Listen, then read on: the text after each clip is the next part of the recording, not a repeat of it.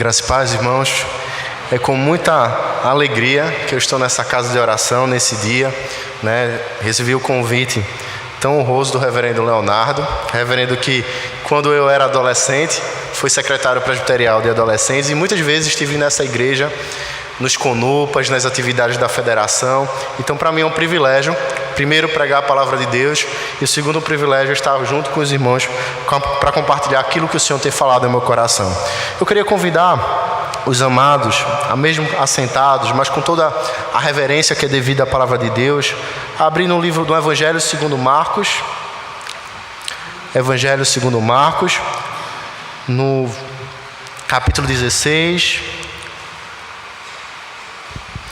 nós vamos ler do verso 9 ao verso 20. Os irmãos têm escutado ao longo desses domingos a pregação da palavra de Deus sobre esse texto. Nós vamos ler esse texto juntos, de forma alternada. Eu lerei os versos ímpares e os irmãos responderão a leitura com os versos pares. Evangelho segundo Marcos, capítulo 16, do verso 9 ao verso 20.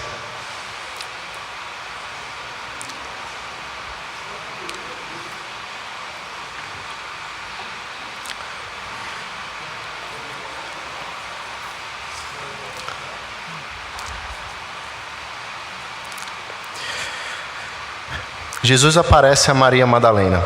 Havendo ele ressuscitado de manhã, cedo no primeiro dia da semana, apareceu primeiro a Maria Madalena, da qual expelira 7 demônios.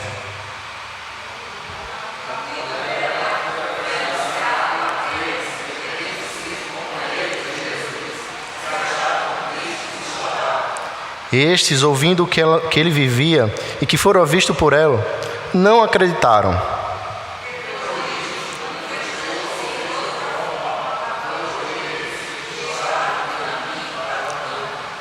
E indo eles anunciaram aos demais, mas também a estes dois eles não deram crédito.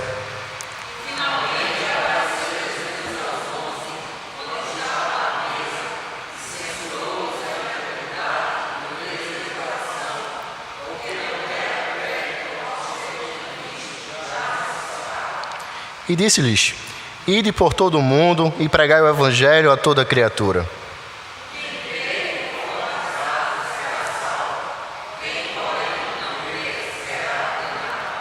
Estes sinais hão de acompanhar aqueles que creem. Em meu nome expelirão demônios, falarão novas línguas.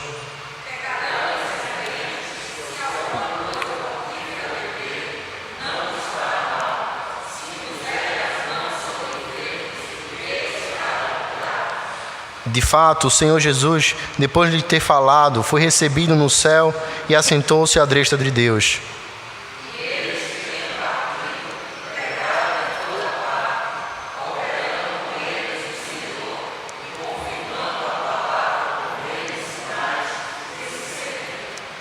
Amém. Nós vamos curvar mais uma vez a nossa fronte e pedir a orientação do Senhor para a sua palavra que foi lida. Pai justo, Pai santo, mais uma vez nós nos achegamos diante do teu trono de graça para reconhecer, Senhor, que a nós pertence o corado de vergonha, que nós não somos merecedores da tua graça, da tua misericórdia, Senhor. Reconhecer, Senhor, que a tua palavra é tão profunda, mais profunda, Senhor, do que qualquer ciência humana, mais profunda do que qualquer conhecimento ao qual, através de estudo e de esforço, possa ser aprendido, ó Pai. E é por isso, Senhor, requeremos o auxílio do Teu Santo Espírito, que habita os nossos corações, Senhor, para que possamos contemplar as maravilhas da Tua lei, Senhor. Para que possamos ser homens, Senhor, semelhantes a homens prudentes, que edificam com a sua casa sobre a rocha, Senhor, sobre a prática da Tua palavra. E que o meditar do meu coração, as palavras da minha boca, sejam agradáveis a Ti, rocha minha e libertador meu. É isso que nós te pedimos em nome do Teu amado Filho Jesus, que vive e reina hoje eternamente. Amém. Meus irmãos, esse evangelho é bem conhecido de todos nós, é um dos 3 evangelhos sinóticos, e provavelmente o seu autor foi João Marcos. Nós temos algumas evidências disso. Em geral, os pais da igreja, a exemplo de Papias, Justino e o próprio Irineu, o próprio também Clemente, entendiam que o autor desse livro era João Marcos. E é interessante porque ao longo do livro, nós podemos ver uma referência no momento que Jesus é preso, no momento que Jesus é levado, perto do momento da sua crucificação, um certo jovem estava acompanhando aquela cena e alguém segura no seu manto de maneira que ele fica nu e foge. Provavelmente os estudiosos dizem que esse jovem era o próprio João Marcos. Nós estimamos que esse livro tenha sido escrito por volta do ano de 70 depois de Cristo. E nós podemos dizer que esse evangelho tem algumas características particulares. A primeira coisa que nós podemos afirmar é que esse evangelho tem como objetivo fornecer um testemunho por escrito dos 12 apóstolos quanto aos fatos da vida, da morte e da ressurreição de Cristo. Outra coisa também é mostrar Cristo como israelita, cuja vida revelou a necessidade de submissão à palavra de Deus. O próprio Cristo falou que o seu pão, o seu alimento era fazer a vontade do Senhor a quem tinha lhe enviado. Esse evangelho também mostra o fato de que Jesus era o próprio Filho de Deus. Ele era Deus e era homem ao mesmo tempo. Mostra o Senhor Jesus se retirando para orar. Mostra o Senhor Jesus buscando ao Senhor. Ele enfatiza o ensino do Evangelho, não apenas como uma verdade teológica, mas como o poder de Deus para a salvação de todo aquele que nele crê. O livro também, o Evangelho de segundo Marcos, mostra em especial o interesse de Cristo pelos gentios. Os judeus se achavam um povo escolhido e de fato o Senhor escolheu o povo judeu para levar a sua palavra, para mostrar e revelar o seu plano de redenção. Mas no Evangelho de Marcos nós vemos o Senhor Jesus Cristo indo de direção aos gentios, pregando a palavra de Deus a todos aqueles que tinham sido escolhidos antes mesmo da fundação do mundo. E eu queria começar falando aos amados irmãos que, de forma interessante, há 3 anos atrás, a revista Exame publicou uma matéria falando sobre o mercado de trabalho e falando também sobre o contexto político e econômico do nosso país. A revista Exame utilizou uma pesquisa feita com vários profissionais e mostraram que, em virtude do contexto econômico e político do país, se exige do profissional hoje que ele seja cada vez mais dinâmico e que ele tenha um poder de adaptação. E, naturalmente, como homens e mulheres e servos de Deus, nós passamos por várias mudanças na nossa vida. E muitas vezes nos perguntamos como nós viveremos. Por exemplo, se você está terminando a sua faculdade, ou já terminou a sua faculdade, talvez você esteja na expectativa qual? Onde serei que eu vou trabalhar? Será que eu vou ser efetivado no meu estágio? Se você, por exemplo, casou nesse ano, ou está se organizando para casar, você tem a expectativa de como será a sua vida de casado. Se você está saindo da juventude e caminhando para a vida adulta, você tem a expectativa de como serão os novos compromissos, as novas obrigações, como assumi-las, né? Se você, por exemplo, casou recentemente no dia de hoje, um dia onde a nossa sociedade comemora o Dia dos Pais, você talvez tenha se perguntado: eu vou para a casa da minha mãe, como é que fica essa situação? Você pode ter também se perguntando como vão ser as coisas daqui para frente se você está vivendo uma crise na sua família, se você está vivendo um momento de desemprego, se você, por exemplo, é um novo convertido, está se perguntando como serão as coisas daqui para frente, onde todas as coisas são novidade. E esse texto fala do momento de mudança. Perceba comigo, se nós voltarmos um pouco, e eu peço que você não deixe de deixar a sua Bíblia aberta no Evangelho segundo Marcos, no capítulo 16, algo maravilhoso tinha acontecido. O nosso Senhor Jesus Cristo, Ele morreu, mas Ele ressuscitou. Ele, que é a primícia dos que dormem, ressuscitou.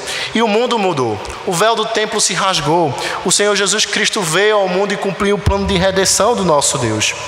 Então, os discípulos talvez estivessem se perguntando, a exemplo de nós, como eles deveriam viver a partir da ressurreição de Cristo, o que eles deveriam fazer, né? E eu queria fazer a primeira afirmação nesta noite, dizendo que os discípulos foram equipados para testemunhar do Evangelho de Jesus. Cada um dos discípulos foi preparado para testemunhar do Evangelho do Senhor Jesus. E eu queria pedir que você acompanhasse comigo a leitura do texto, que diz o seguinte: havendo ele ressuscitado de manhã, cedo no primeiro dia, apareceu primeiro a Maria Madalena, da qual expelira 7 demônios. E partindo ela, foi anunciá-lo àqueles que, tendo sido companheiros de Jesus, se achavam tristes e choravam. Estes, ouvindo que ele vivia e que fora visto por ela, não acreditaram. Depois disso, manifestou-se outra forma os 2 deles que estavam de caminho para o campo. E indo eles o anunciaram aos demais, mas também a estes 2 eles não deram crédito. Perceba, o Senhor Jesus Cristo aparece para Maria Madalena, a qual ele transformou sua vida. Ela foi transformada pelo Evangelho, e aparece também aqueles 2 discípulos. E tudo nos leva a que esses 2 discípulos eram aqueles discípulos a caminho de Emaús, cuja história é narrada lá no Evangelho de Lucas. E eles, inicialmente, eles foram incrédulos. Eles não creram que aquilo que Maria Madalena e que aqueles discípulos que estavam caminhando para o campo tinham falado. E é muito interessante porque quando nós pregamos o Evangelho do Senhor Jesus, basicamente 2 respostas podem vir a essa pregação. A pessoa pode crer no Senhor Jesus e reconhecer se o Espírito assim agir na sua vida, convencendo do pecado, da justiça, do juízo, se o chamado é eficaz, se o seu coração for regenerado. E a pessoa também pode não crer, pode ser incrédulo. E nós aprendemos ao longo das Escrituras que Deus é soberano na salvação. Nós não podemos querer, por exemplo, saber quem são os eleitos do Senhor. Por mais que nós creamos, por exemplo, que eu sou eleito, eu fui escolhido antes da fundação do mundo, e eu não posso querer quem são os eleitos, saber quem são os eleitos do Senhor. E o próprio profeta Isaías vai dizer: olha, a minha palavra que sair da minha boca não voltará para mim vazia, mas fará aquilo que me apraz, para aquilo que eu designei. Então, quando nós pregamos a palavra de Deus, a palavra pode produzir salvação ou pode produzir condenação naqueles que não acreditam, naqueles que não confessam o Senhor Jesus Cristo como Senhor e Salvador das suas vidas.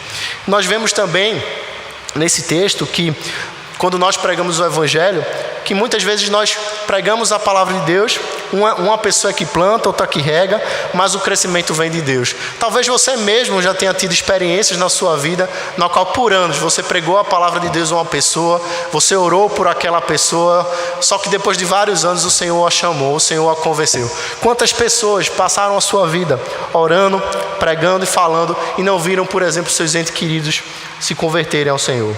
E é interessante porque Cristo encontra agora os discípulos. Eu queria convidá-los a todos a acompanhar comigo a leitura no verso 14. Finalmente apareceu Jesus aos 11 quando estavam à mesa e censurou-lhes a incredulidade e dureza de coração, porque não deram crédito aos que tinham visto já ressuscitado. Jesus encontra aqueles discípulos, Jesus encontra aqueles 11 e o que ele faz? Os censura. Jesus Cristo dá mais ou menos que uma bronca neles, porque eles não creram, porque eles não confiaram naquilo que foi lhe relatado, né? E muitas vezes nós somos assim também. Muitas vezes temos o desejo no nosso coração de poder ver para crer, quando na verdade o Senhor nos chama a ter fé e confiar nele. Isso é interessante porque Jesus vai dizer a eles que o testemunho daqueles homens de Maria Madalena era suficiente para que eles crescem que Cristo ressuscitou. Esses homens, eles escutaram por mais de 3 anos o Senhor Jesus anunciando o Evangelho, anunciando que o reino de Deus tinha chegado e que eles sabiam que Cristo morreria e ressuscitaria ao 3º dia. Nós vamos ver, por exemplo, lá no livro do profeta Jonas, o Senhor Jonas passando 3 dias e 3 noites no ventre do peixe, e logo mais os homens pedem o sinal ao Senhor Jesus, e o Senhor Jesus disse: eu não vou dar senão um sinal, senão do profeta Jonas, né? Ele disse que ia dar o sinal do profeta Jonas, ou seja, ele passaria 3 dias e 3 noites sob o poder da morte, mas ressuscitaria. Então, o Senhor Jesus confronta aqueles homens: olha, vocês deveriam ter crido quando eu falei, quando vocês ouviram o testemunho de que eu, de fato, ressuscitei. Então, a primeira afirmação é que nós estamos, enquanto discípulos de Cristo, equipados para pregar o Evangelho do Senhor. Nós temos algo que aqueles homens não tinham. Nós temos o testemunho escrito de Deus. Nós temos a palavra de Deus conosco. A palavra que é lâmpada para os nossos pés e luz para o nosso caminho. A palavra que nos orienta, que é o nosso alimento no nosso dia a dia e que através dela temos a vontade revelada de Deus para as nossas vidas. Então, a primeira coisa que nós podemos afirmar ao estudar e ler esse texto é que nós, enquanto servos do Senhor, em virtude da palavra de Deus, em virtude do testemunho daqueles homens e mulheres que serviram ao Senhor, escrito, nós estamos equipados e preparados para pregar a palavra de Deus. E talvez você me fale: Rosendo, é preciso que a gente viva o Evangelho, né? De fato, a nossa vida enquanto crente não pode ser incoerente em relação àquilo que nós proclamamos. Mas o proclamar o Evangelho é algo importante. Seja no seu trabalho, seja na sua escola, seja na sua vizinhança, seja com seus amigos. Você, por exemplo, já percebeu se as pessoas que convivem com você tiram aquelas brincadeiras que não são condizentes com o crente ao seu lado, ou elas respeitam você por entenderem que vocês são servos de Deus? Então, nós temos o dever de proclamar a palavra de Deus, de falar das maravilhas do Senhor a todas as pessoas que estão ao nosso redor. E a primeira coisa que nós podemos falar é que nós estamos equipados, nós recebemos o testemunho do Senhor para isso. E não somente isso, irmãos.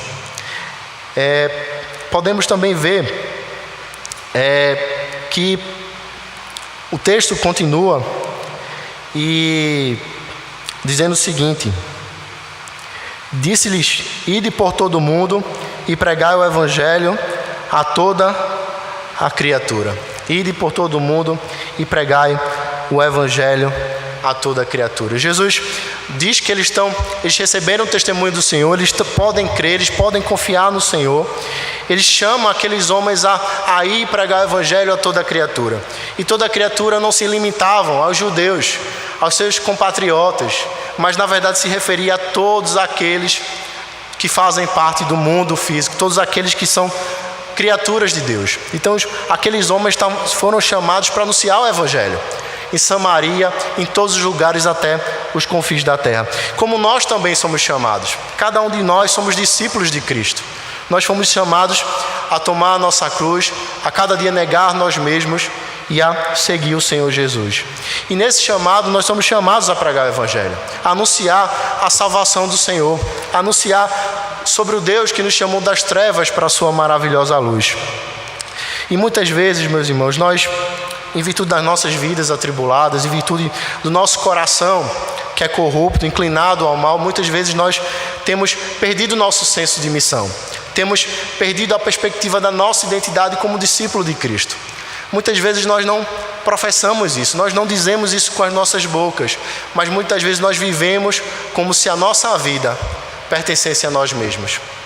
Nós muitas vezes não negamos a nós mesmos, muitas vezes nós não priorizamos o reino de Deus, nós buscamos o seu reino, não buscamos o seu reino e a sua justiça, crendo que todas as coisas nos serão acrescentadas. Muitas vezes colocamos a nossa confiança em nós mesmos, no nosso trabalho, no nosso esforço, e deixamos de priorizar o reino de Deus. E esse texto fala que nós devemos fazer o contrário, nós devemos pregar o Evangelho na dependência do Espírito Santo, sabendo que sem o Senhor Jesus nada podemos fazer. Nós dependemos dele, nós somos seus servos. Sem o Senhor, sem a ação do Senhor, nada adianta a nossa pregação. Nós não somos chamados para converter ninguém. Eu não posso converter ninguém, você não pode converter ninguém. Você é chamado para pregar o Evangelho, você é chamado para ser fiel ao Senhor naquilo que ele colocou a sua vida e confiar que o Senhor fará a sua obra no devido tempo.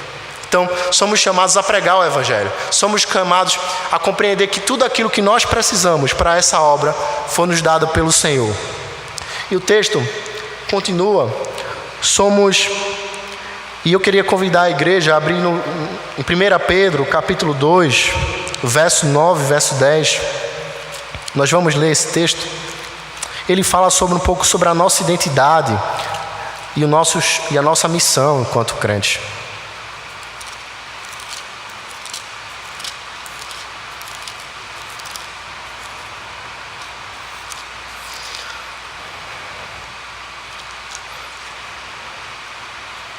Todos juntos, vamos ler. 1 Pedro, capítulo 2, do verso 9 ao verso 10. Vós sois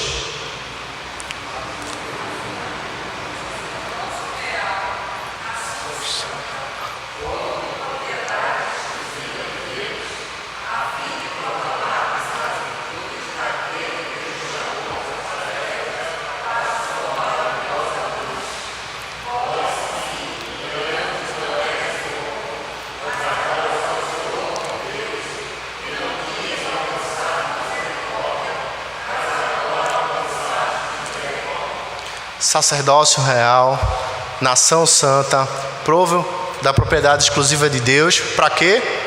Para proclamar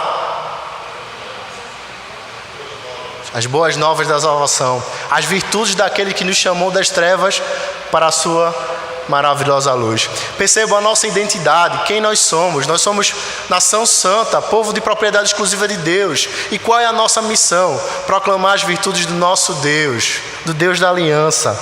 Perceba que o próprio Jesus vai dizer, olha, como o próprio Pai me enviou, eu envio a vós, lá em João capítulo 20 e 21. Ou seja, nós não temos dúvida de que nós somos chamados, nós fomos enviados para pregar o Evangelho a toda a criatura, a toda a pessoa, né?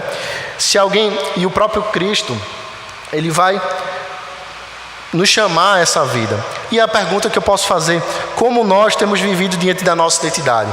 Nós temos enxergado o nosso compromisso enquanto discípulos de Cristo? Nós temos vivido dessa forma? Nós temos tomado as nossas decisões dessa maneira? Nós temos administrado o nosso tempo dessa maneira? Nós temos cultuado ao Senhor dessa maneira? Nós temos servido ao Senhor dessa maneira? Como discípulos do Senhor Jesus? Nós temos sido discípulos fiéis ou nos preocupados mais com as nossas próprias vidas? Será que nós temos agido como um povo de Deus na época de Ageu, quando cada um se preocupava com sua própria casa e não dava prioridade às coisas do Senhor? É uma pergunta que nós fazemos a cada um de nós. Semana passada foi o dia alusivo ao dia do presbítero e, coincidentemente, eu dou aula na sala da escola dominical e na lição nós estudamos o livro de Hebreus e de Levítico, e nesse livro tem lá na carta aos Hebreus, capítulo 13, versículo 7, diz que nós devemos lembrar dos nossos guias, daqueles que pregaram a palavra de Deus, né? E nós devemos imitar o seu exemplo das suas vidas. E nesse dia eu lembrei de um presbítero muito amado, que foi muito importante na minha vida, o presbítero José Francisco. Esse homem de Deus, ele era uma pessoa muito importante, muito especial na área de contabilidade. Ele, depois que ele faleceu, o Tesouro Nacional criou um prêmio com o nome dele, o prêmio Chico de custos, ou de qualidade do gasto público. E esse homem era um homem que, apesar dos seus compromissos, apesar de toda a sua importância, mas quase todos os domingos eu encontrava nas paradas de ônibus em Tegipió, pregando o Evangelho do Senhor Jesus, entregando folhetos. Ele não deixava, de forma alguma, que a sua atividade profissional, por mais intensa que ela fosse, tirasse o foco da vida dele, que era pregar o Senhor Jesus, que era anunciar o Evangelho do Senhor Jesus. E, meus irmãos, eu fico olhando para a minha própria vida, eu fico olhando para a minha vida dizendo, Senhor, tem misericórdia de mim. Que o Senhor possa a cada dia reavivar o dom que existe em mim. Que o Senhor possa me ajudar a anunciar a sua palavra, a ser fiel naquilo que Ele colocou. E nós vemos também no verso 15 e 16, voltando para o nosso texto, que nós lemos lá de Marcos, em onde ele fala o seguinte: e disse-lhes, ide por todo o mundo e pregai o evangelho a toda a criatura. Quem crê e for batizado será salvo. Quem, porém, não crê será condenado. Quem crê e for batizado será salvo. Quem, porém, não crê será condenado.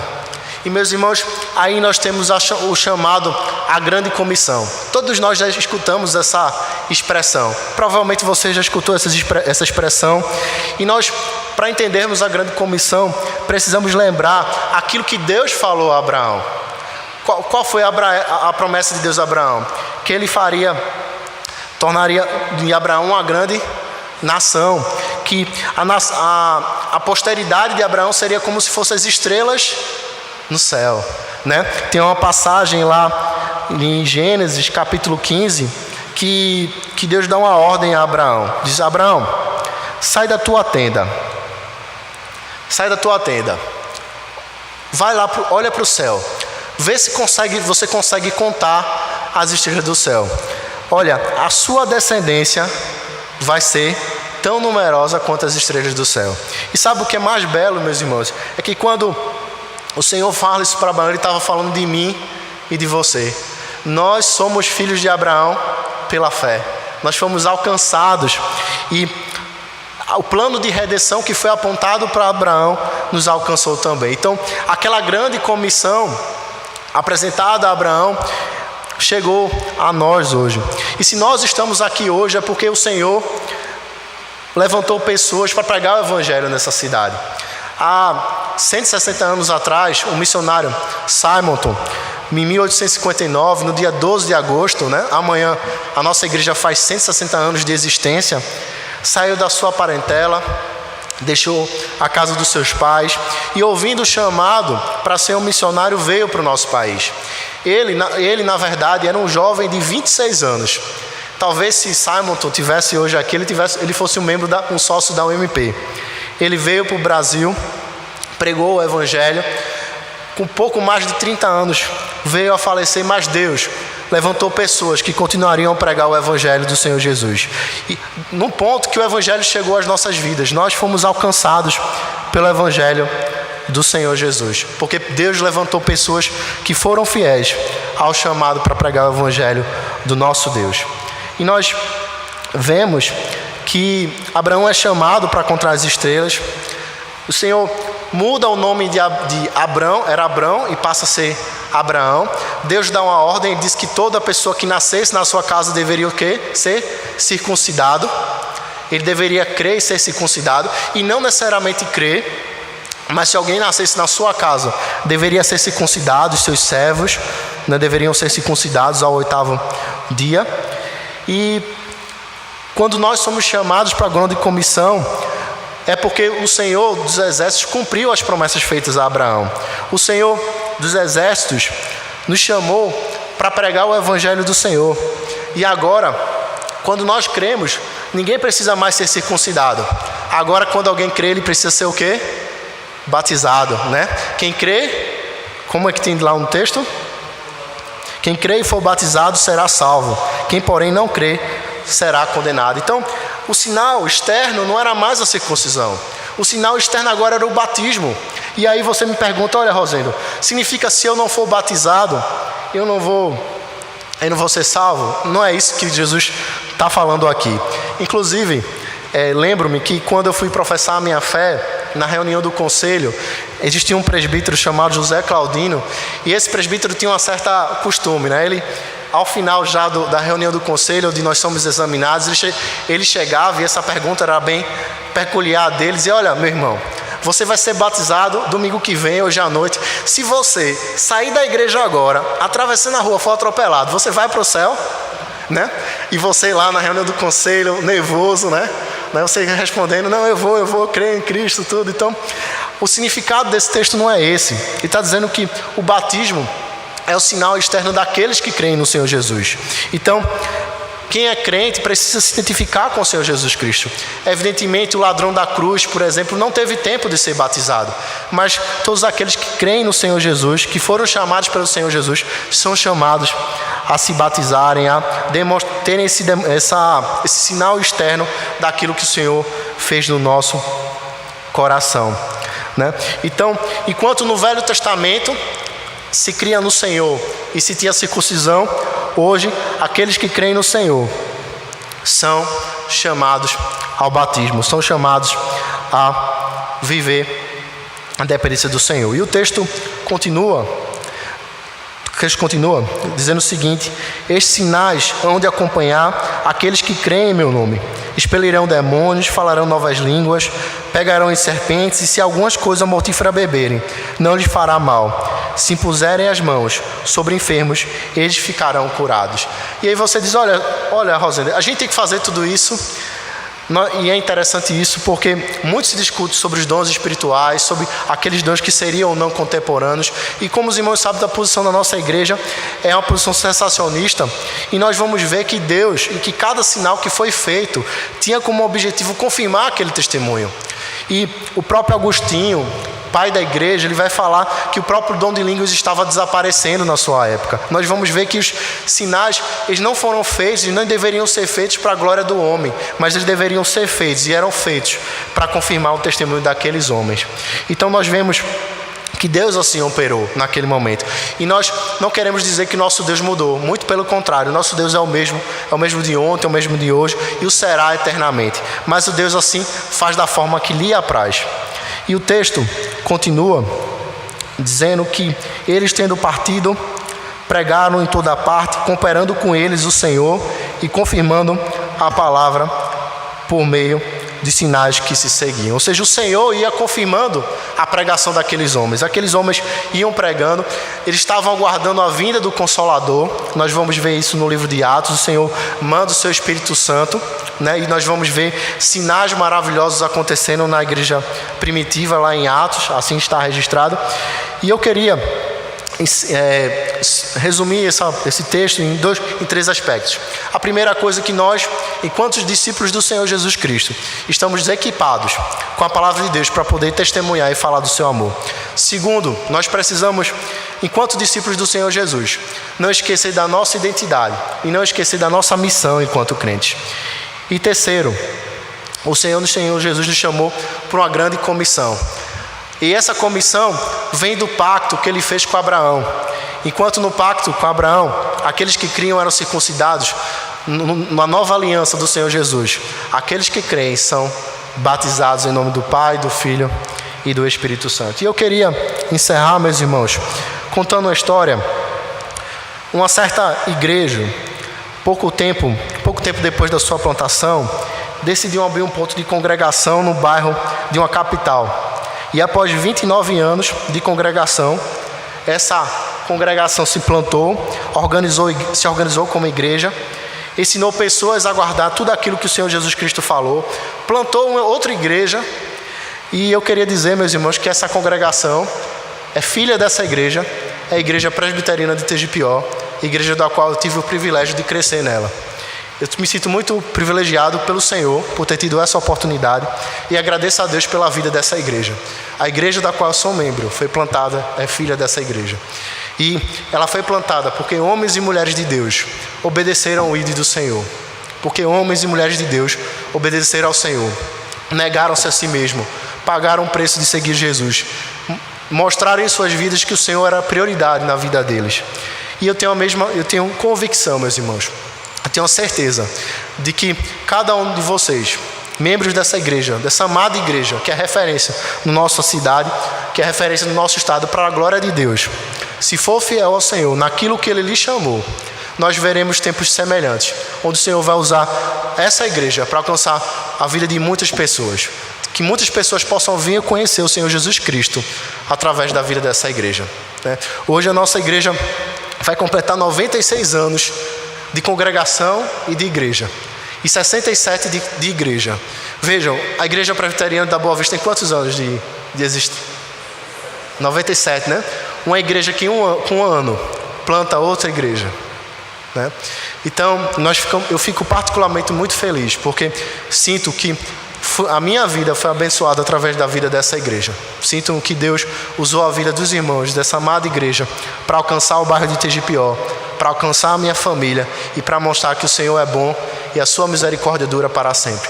E eu sei que o conselho, tanto o pastor Leonardo, quando escolhem fazer essa série de conferências, é porque eles têm a preocupação e o desejo de que cada crente dessa igreja, de que cada membro seja um discípulo do Senhor Jesus e que cada crente faça outros discípulos.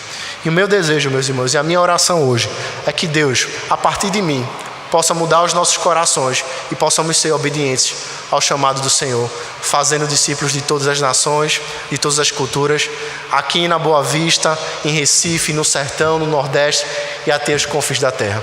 Que Deus nos abençoe e nos ajude a cada dia a sermos fiéis ao Senhor Jesus. Eu queria convidar os irmãos, nós vamos orar, pedindo ao Senhor que nos ajude com as nossas dificuldades e cada dia mais tenha misericórdia de nós e que possamos ter uma vida de maior compromisso com Ele. Oremos. Senhor, mais uma vez, Senhor, nos achegamos diante de Ti e podemos, Senhor, bendizer o Teu nome, Senhor, porque grandes coisas tem feito por nós, Senhor. Por isso nós estamos alegres, ó Pai. Nós Te louvamos, Senhor, nós adoramos Teu santo e excelso nome, ó Pai. Nós reconhecemos, Senhor, que apesar de nós, Tu és o Deus, Senhor, que usa homens limitados, usa homens pequenos, Senhor, homens que são pecadores, mas homens que dependem de Ti. Sabemos que, Senhor, que quando somos fracos, é que verdadeiramente somos fortes, Senhor. Quando nós reconhecemos que dependemos de Ti, nós verdadeiramente somos fortes em Ti, ó Pai. E é por isso, Senhor, nós Te pedimos, Senhor, que a partir de mim, ó Pai, a partir da nossa vida, ó Pai, Tu possa, Senhor, nos transformar. Que o Teu povo, Senhor, possa cada dia mais ter mais compromisso contigo, ó Pai. E que essa igreja, Senhor, que abençoe tantas outras vidas, Senhor. E que através dela, Senhor, muitos possam vir a Te conhecer. Que muitos possam vir a conhecer o Teu Filho Jesus, a conhecer o Teu inefável amor, através da vida dessa igreja, ó Pai. É isso que nós Te pedimos, no Teu amado nome do Teu Filho Jesus, que vive e reina hoje eternamente. Amém. Amém.